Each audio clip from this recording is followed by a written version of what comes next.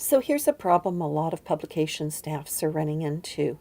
Either they'll have someone send them a bunch of pictures taken from, let's say, a newer model iPhone, and the latest update is saving images in this HEIC format. Or a photographer will take photographs in RAW so that they get the most pixels possible. The problem with both of these formats is they can't be used in most publications and really need to be converted to a JPEG before they're put into a page. Now you could go through one by one and open up each image and simply do a save as a JPEG, but there's a much faster way to do this, and I'm going to show that to you right now. In Photoshop, go up to File, go to Scripts and Image Processor.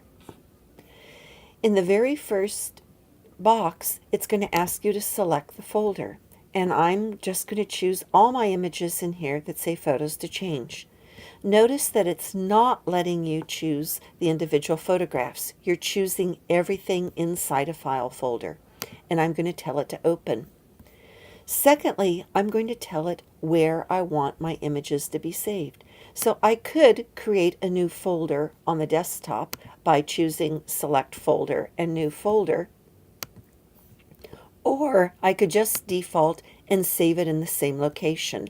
I'll show you what that looks like in a minute.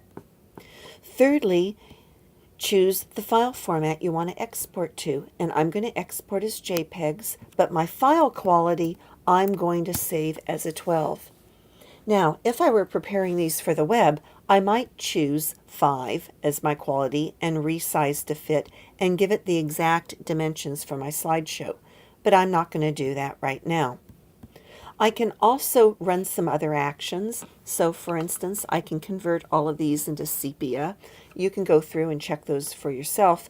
But what I am going to do is I'm going to put in my copyright information. So copyright 2018 and my name.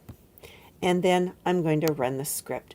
And this will run actually very, very quickly, and you'll see the images begin to pop up. And when they're done, they're done. So now I can go here to my desktop, I can go into my file folder, here they are, Photos to Change, and they're all JPEGs. It's really quite simple.